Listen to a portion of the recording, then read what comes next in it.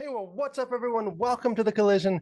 Daniel here, and I'm excited to be joined today by a very special guest, someone who has had a very long and successful career in Hollywood, who many of you might recognize for his role in the classic sitcom Happy Days, and who can next be seen on September 12th in the role of Wesley in the new film God's Not Dead and God We Trust. And that is Mr. Scott Baio. Thanks so much for joining me. I know this is an exciting week for you, and I just appreciate you taking the time to chat about this film. Thanks for having me on, Daniel. How are you doing today? Yeah, I'm doing great. And I want to get into some of the, because I think there's some interesting, significant stuff going on, and the message of this film and some of the themes. But let's start off. I want to talk first about you, because you are someone I believe that most people will know for you. You've played a lot of good guys in your career, a lot of nice people. I assume that you are personally just a very nice guy yourself. But in this movie, you don't play a nice guy. Yeah, your role is one of the kind of antagonists, someone who is just, to be honest, a real jerk in the film. Can you maybe share a little bit just about kind of that character and just as an actor, kind of what does it take to play that kind of role? First of all, what is that logo behind your head? The Collision, yeah, that's our Collision C That's a logo. collision? Yeah, that's the name of our ministry. Okay, Yeah. cool. No, I like it. I was just trying to figure out. Oh, Okay, so thank you. to answer that question about playing a bad guy, I wish there was some really interesting answer, Daniel. Um, but it's kind of fun to play a bad guy. It's kind of easy to play a bad guy because you just kind of get to be mean and mess with people. And if the writing and if it's written well, then it makes it that much easier. But a lot of the stuff, some of the stuff in there, I would just throw out. I would just improvise some stuff because when you're a bad guy, you kind of have more freedom. So it was fun to do.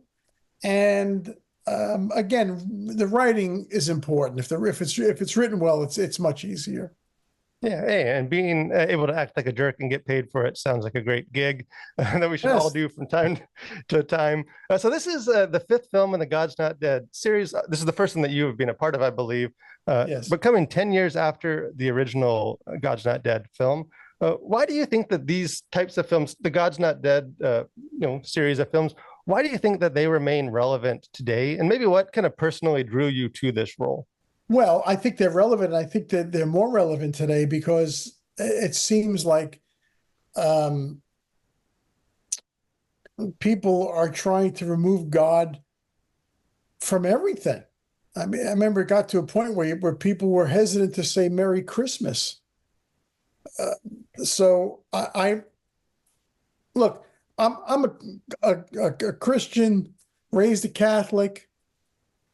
I believe in certain values, and I having a 16-year-old daughter, there's some of those values that I want this country to hold on to, and it seems like, and I don't know why people are trying to get rid of them. And you know what? You can live your own life, but don't get rid of the stuff that's been here for 200 whatever 40 something years.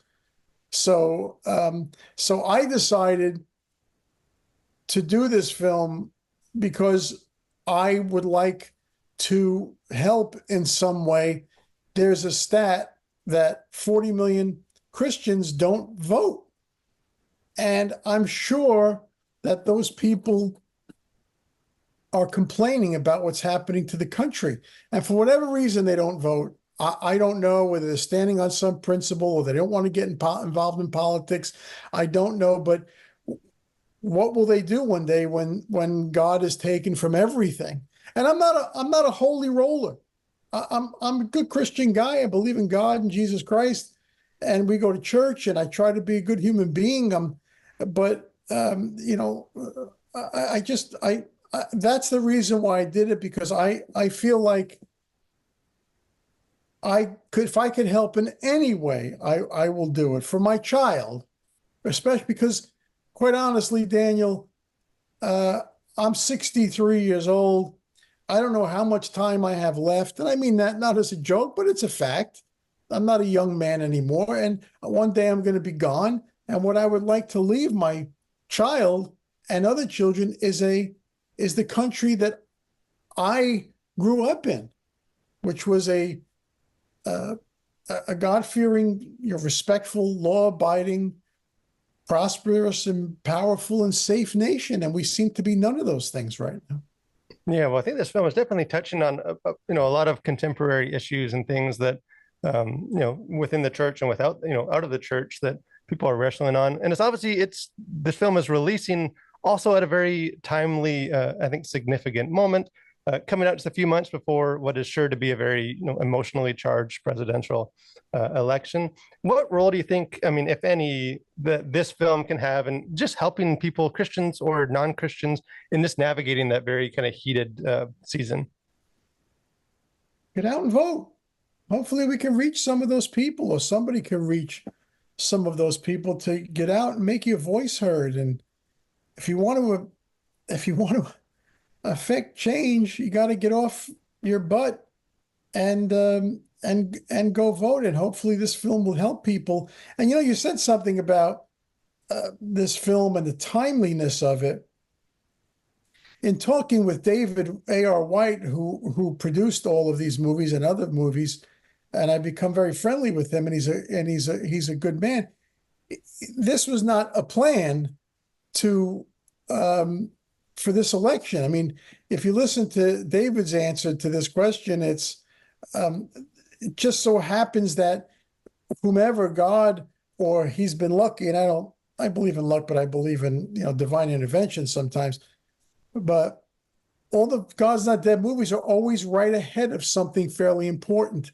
So he's been right on the cutting edge of what's going on in the country. And this film seems to be one that, at least to me, has a firm, I think, point of view, of perspective that is telling the story from. I'm curious for you, if do you see this as the type of film that is kind of a pointed call to action, like you mentioned, towards people of faith or people within the church to go out and vote, or just become involved in politics? Or is this something that you hope attracts maybe a wider, broader audience as well? Well, both. First of all, the movie premiering September 12th, God's Not Dead, In God We Trust, is a very good movie. It's just on its standalone. And I'm not saying that because I'm in it. I'm saying that because in watching it, I was like, this is entertaining, and I'm enjoying it. So it's a twofer, it's a 2-for-1. You've got a really good film, and yes, you hope that people will respond and vote. And you're someone that, like you mentioned, you're a person of faith. You're also, I believe, someone that has, at least dipped their toes in politics, or someone that will speak out on some of those issues. While you were doing this film, just the whole process, getting into this character and just seeing this film as a viewer, was there anything about just either your faith or your politics that you felt was either like affirmed or challenged, or just helped give you a deeper perspective on? Deeper perspective on my faith? Your faith, or just your politics, or anything through this film? Well, as I've gotten old, Daniel, or you don't know, when I was born a Catholic and raised Catholic in Catholic school and the whole bit, and then got out to Hollywood. And in my working and in my younger days, I kind of got away from my faith because for whatever reason, whatever path I was on, I was still a Catholic and I still believed, but I didn't do the things that to show my faith as much. But as I've gotten older, I have started coming back to it and having a child. And so everything I do now just gets me stronger. Then I was baptized a couple of years ago.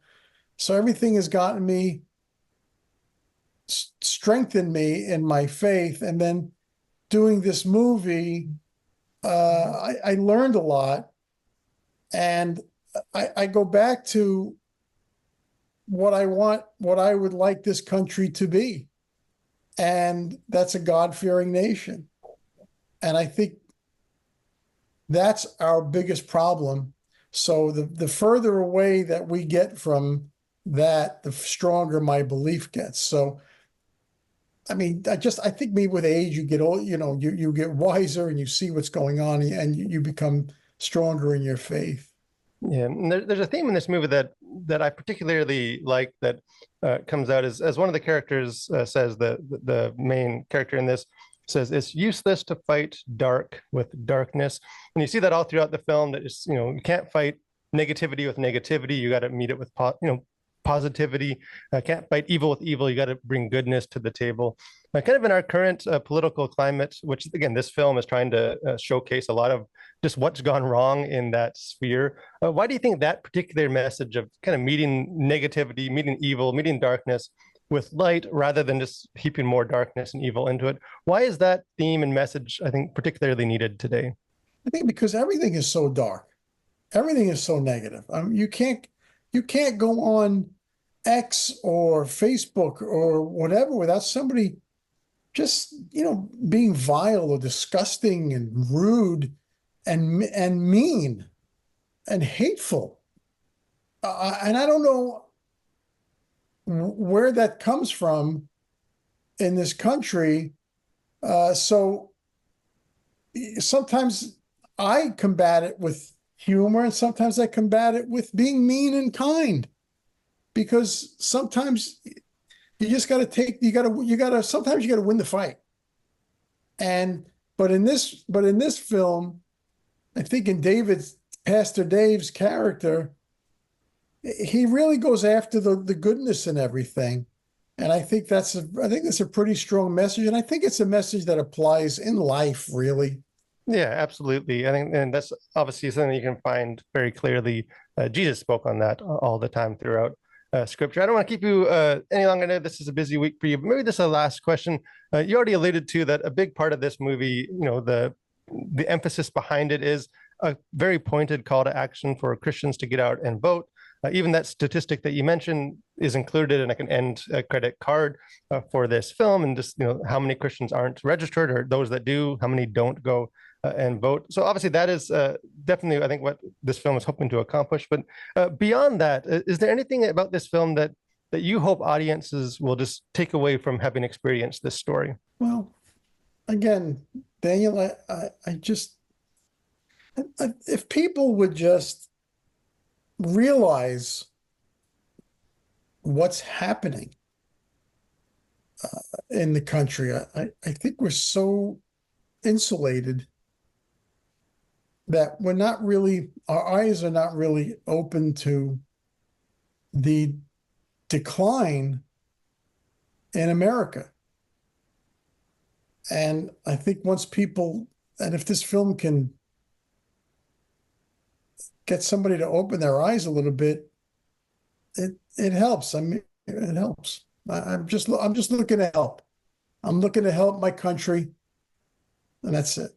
Yeah, well, audiences will have a chance to see this film when it releases this weekend, September 12th. God's Not Dead, In God We Trust will hit theaters. So again, go check out this movie. And thank you so much, Scott. I know you got lots of things going on with the release of this movie, but I appreciate you taking just a little bit of time and just hearing from your heart about this film. Daniel, a pleasure. Take care of yourself. Thank you. You too.